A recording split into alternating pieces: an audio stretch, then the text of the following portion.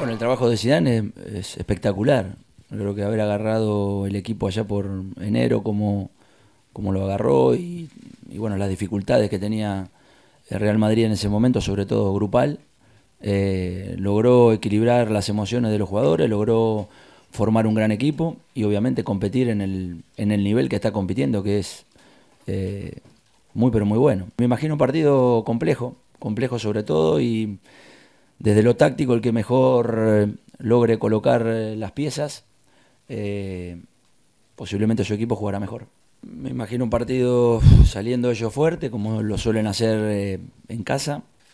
Estará la variante si pueden jugar con Isco detrás de las dos puntas o meter a Asensio o a James en los costados, que seguramente eso lo estarán evaluando y a partir de ahí intentar hacernos daño, sobre todo en el arranque del encuentro, con la intensidad de los jugadores, el ambiente, la presión.